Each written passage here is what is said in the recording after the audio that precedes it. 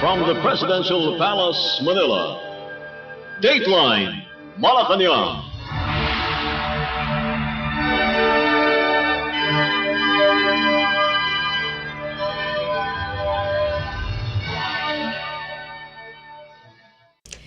Good day, this is Dateline Malacañang, and here are the news. In a bold gesture of peace, Philippine President Ferdinand R. Marcos Jr. called on all newly elected officials to unify and move forward together for the nation's good. A day after the May 12 midterm elections, the chief executive said newly elected officials were put into office by the electorate to face the task head-on. He said they are there to listen and act on the people's daily burdens, including inflation, jobs, and corruption. President Marcos, borrowing the words of his late father and namesake, said, "We must prevail as Filipinos, for it is the only way to endure, and that we must march forward not to the past, but to the future." Dateline Malacañang. Philippine President Ferdinand R. Marcos Jr. thanked all Filipino people who braved long lines, high temperatures, and intense heat to cast their votes in last Monday's midterm elections, which he described as a renewal of democracy. In a statement, President Marcos described the voters' sacrifices as their powerful reaffirmation of the democratic spirit and commitment to nation building. The May 12 elections were both a celebration of continuity and a call to act on the real challenges our people face. President Marcos also thanked those who supported the administration's Alyansa para sa Bagong Pilipinas candidates. On the eve of the May 12 elections, the President has urged Filipinos to exercise their right to vote responsibly and protect the integrity of the country's democratic process. Dateline Malacañang. The Philippine Department of Information and Communications Technology, or DICT, is evaluating complaints of transmission variations in election results from the May 12 midterm elections, reassuring the public that there is no cause for alarm. DICT Secretary Henry Aguda has authorized the DICT Cybersecurity Bureau to work with the Commission on Elections, or COMELEC, and other relevant institutions to verify and clarify the reports. In a statement, the DICT stated that preliminary findings indicate that transmissions from thousands of precincts were duplicated during consolidation on the servers of multiple poll observers. Nakapisanan ng mga broadcaster ng Pilipinas, or KBP, Parish Pastoral Council for Responsible Voting, or PPCRV, National Citizens Movement for Free Elections, or NAMFREL, Dominant Minority Party, and Dominant Majority Party are among those keeping an eye on the polls. It guaranteed the people about the integrity of the just completed elections and promised more information after the review. On Tuesday, the PPCRV stated that unanticipated technical challenges had delayed the delivery of its customary election data reports due to file format mismatches and data inconsistencies. However, the organization determined that the data it received was correct, following additional verification and adequate filtering of repeated entries. Dateline Malacañang. The Lakas Christian Muslim Democrats, or Lakas CMD, has cemented its status as the most dominant political party in the House of Representatives, securing 104 seats in the May 12 midterm elections and vowing full legislative support for Philippine President Ferdinand R. Marcos Jr.'s Bagong Pilipinas agenda. In a statement, Lakas CMD Executive Director Ana Capella Velasco, citing Commission on Elections, or COMELEC data, said 104 of the party's 128 congressional candidates won, ensuring the party's strong presence in the incoming 20th Congress. House Speaker Martin Romualdez, who serves as Lakas CMD's president and newly re-elected representative of Leyte's 1st District, described the party's victory as a vote of confidence, not only for its candidates but also for the leadership style and unity the party embodies. Romualdez said the results strengthened Lakas CMD's mandate to lead legislative efforts in support of President Marcos's Bagong Pilipinas vision. The House Speaker said Lakas CMD is not just winning elections, they are building a long-term vision of leadership, service, and nation building. Romualdez noted that the party's electoral performance includes 79 re-elected incumbents and 25 first-time lawmakers, giving Lakas CMD a solid foundation to help steer the House's legislative direction. He also reaffirmed the party's intention to work closely with the Alianza para sa Bagong Pilipinas, a coalition of major political parties backing the Marcos administration's reform agenda. Dateline Malacañang. The Philippines Commission on Elections or COMELEC gave candidates 5 days to remove their campaign materials online as well as dismantle them in public places. This is to prevent candidates from violating the Fair Election Act, which may result in the filing of election offense and their possible disqualification. According to COMELEC spokesperson Rex Laudianco, Task Force Baklas is tasked to ensure that those who violate the rules shall be held accountable. To recall, COMELEC has shown their serious intention to implement the resolution. Recently, Task Force Baklas has filed disqualification cases to several candidates who violated the resolution by placing campaign materials in places that are prohibited. Meanwhile, the Metropolitan Manila Development Authority or MMDA said more than 6 tons of trash from various parts of Metro Manila were collected by the agency on Election Day. This after widespread cleanup operations was conducted by the MMDA Metro Parkways Clearing Group at several schools in Metro Manila which served as voting centers. According to the MMDA, among collected were campaign materials, food, and other trash around schools. The operation aims to immediately return the schools' cleanliness and order after being used as voting centers. The MMDA continues to call on the public to be responsible in throwing out their trash, especially when there are huge celebrations or events like the elections. Dateline Malacañang. The Food Terminal Incorporated or FTI said that more Filipinos in the Visayas will be able to benefit from the 20 pesos per kilogram offer. The Benteng Bigas Meron Na initiative will resume in more areas of the region this week. The program officially started in Cebu on May 1 in accordance with Philippine President Ferdinand R. Marcos Jr.'s instruction to stabilize basic commodity prices, particularly rice. In an interview, FTI President Joseph Lo stated that they have begun repositioning soon-to-age and aging rice inventories from the National Food Authority or NFA for the Visayas. He said, in addition to the Cebu provincial government, several LGUs including Siquijor, Southern Leyte, and Bohol ordered NFA stockpiles totaling 673,050 kilogram bags. Lo said Cebu is with 600,000 bags, Siquijor has 40,000 bags, Southern Leyte 30,000 bags, and Bohol 3,000 bags. Meanwhile, the NFA said that 35,000 bags of NFA rice supplies had been shipped to Cebu from Mindoro and were now being unloaded. By June, Mindoro and Iloilo will have supplied 240,000 bags of the entire tonnage allocated to the Visayas. The DA previously said that the 20 pesos per kilogram policy is intended to benefit nearly 800,000 families or 4 million individuals.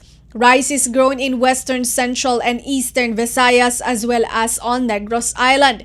The department has also launched the initiative in Metro Manila and other regions of Luzon with 32 Kadiwa ng Pangulo sites set to participate beginning this week. Dateline Malacañang.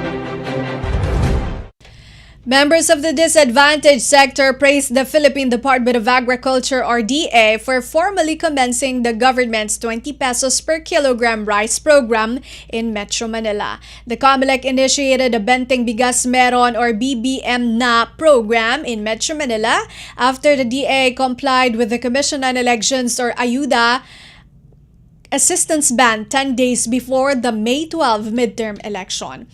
The DA launched the program's pilot phase in Cebu on May 1 in accordance with Philippine President Ferdinand R. Marcos Jr.'s directions to attain food security and sufficiency.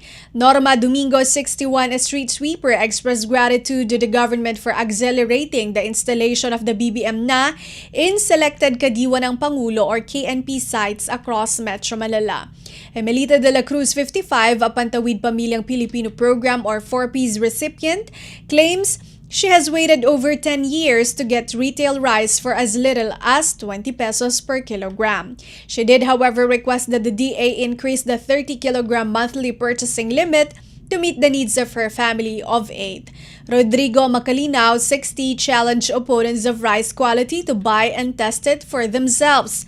Assistant Secretary Genevieve Velicaria Guevara stated that the NCR launch of the program is part of the DA's commitment to assist customers. Meanwhile, the agricultural official affirmed the program's viability in the region, stating that each location will receive 30 to 50 bags of 50-kilogram National Food Authority or NFA rice. Aside from KNP centers and markets in Metro Manila, the DA will also implement the 20 pesos per kilogram rice program in Bulacan, Cavite, Laguna, Rizal, and Oriental Mindoro. Dateline Malacañang.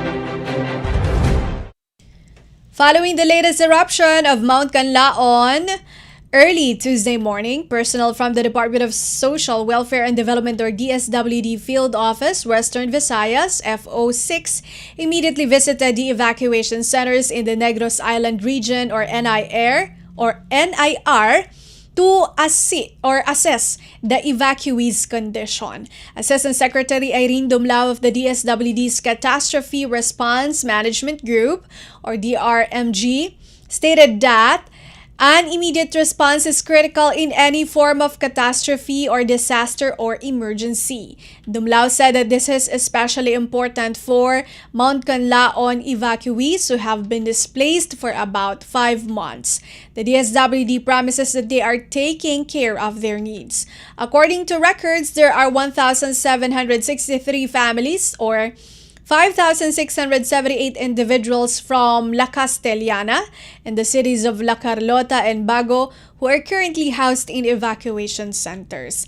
A DSWD official reported that prior to the recent eruption, the agency had strategically stored over 267,000 boxes of family food packs or FFPs, along with 98 million pesos worth of various food and non-food items or FNFIs in Western and Central Visayas. The spokesperson for the DSWD noted that the agency's Disaster Response Management Bureau has recently finalized technical training focused on the operation, management, and upkeep of its mobile kitchen, water tank, and water treatment facilities. This training was attended by quick response teams from DSWD FO6 and the NIR, as well as the Regional Incidental Management Team, which included local government units from La Castellana and La Carlota City, both of which have been significantly affected by the ongoing volcanic activity and are currently overseeing evacuation centers for internally displaced persons. Dateline Malacañang. In other news, a total of 970 overseas Filipino workers or OFWs in Jeddah and Riyadh, Saudi Arabia, have successfully registered for the Complementary Competency Assessment offered by the Technical Education and Skills Development Authority or TESDA next month. TESDA will carry out the assessment in Jeddah from June 4 to 7 and from June 10 to 25 in Riyadh. According to TESDA Secretary Francisco Benitez, certifying their skills enables the agency to assist in providing better employment opportunities, professional advancement, and reintegration options when they return home. Secretary Benitez emphasized that many of these workers have developed valuable skills over time, and it is only fitting they receive formal acknowledgement that they can utilize anywhere in the world. The complimentary evaluation is available for qualifications such as Caregiving NC2, Caregiving Elderly NC2, Healthcare Services NC2, Massage Therapy NC2, Electrical Installation and Maintenance NC2, Photovoltaic Systems Installation NC2, and Barista NC2. According to TESDA on Tuesday, approximately 7,784 overseas Filipino workers, or OFWs, have received assessments since 2014.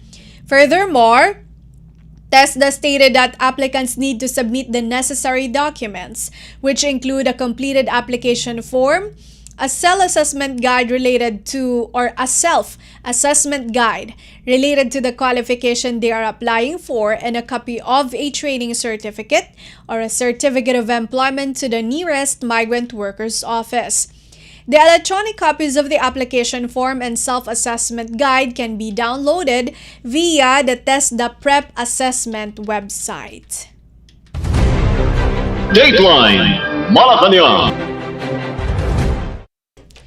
Migrant Workers Secretary Hans Leo Cacdac offered government support to the family of Jeric Gomez, an overseas Filipino worker or OFW based in the United Kingdom, who tragically passed away due to an accident in Bramshot, Hampshire in April.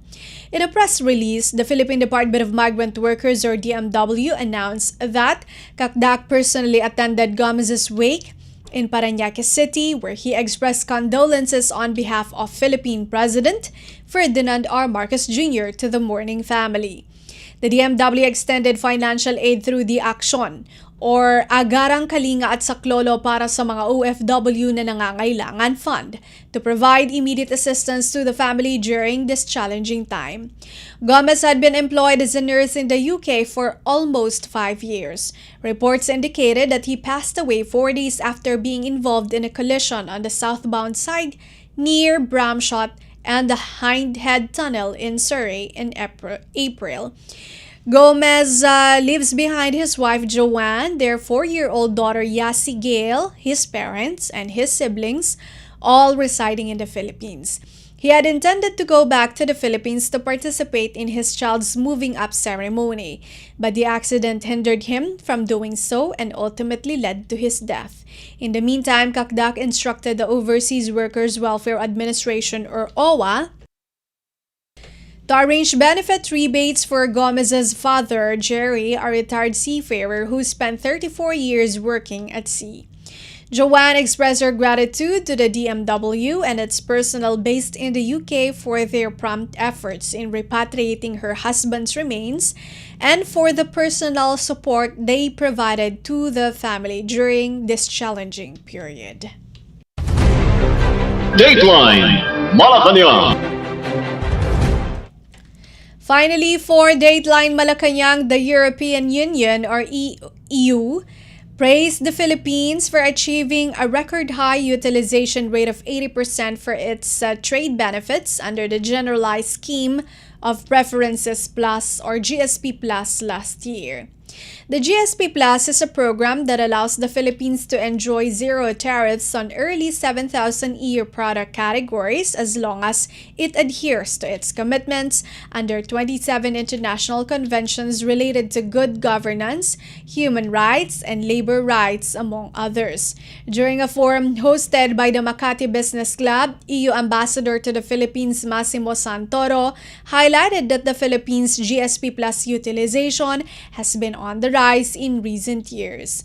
In 2023, the utilization rate for the Philippines, GSP Plus, which measures the percentage of transactions benefiting from the GSP Plus preferential rate in relation to all eligible transactions, was 73%. The Philippines is currently the sole Southeast Asian nation that takes advantage of the EU GSP Plus program. Santoro, on the other hand, expressed hope for the finalization of an EU-Philippines Free Trade Agreement, or FTA, by the time the country moves up to an upper middle income classification. Following the transition period, the ambassador noted that Manila would essentially forfeit its benefits under the GSP Plus, which was originally designed to assist developing nations in achieving sustainable growth. Santoro mentioned that the FTA negotiations are progressing well and that the EU is keen to expedite the discussions in light of the tariffs imposed by the Trump administration on its trading partners, including both the Philippines and the EU. On May 7, EU Commissioner for Trade and Economic Security Maros Šefčovič stated that the EU is ensuring it does not rely too heavily on any single source in light of the current geopolitical situation and is actively speeding up negotiations with Indonesia, the Philippines, Thailand, and Malaysia. The representative expressed that the EU aims to incorporate a digital chapter in the Free Trade Agreement, or FTA, which may address aspects like digital products and e-commerce, among other areas. He noted that previous FTAs by the EU did not include a digital chapter, as the significance and development of digitalization have only recently increased. Dateline Malacañang. And that is all for today's Dateline Malacañang for Radyo Pilipinas World Service. This has been Bea Gaza-de Guzman.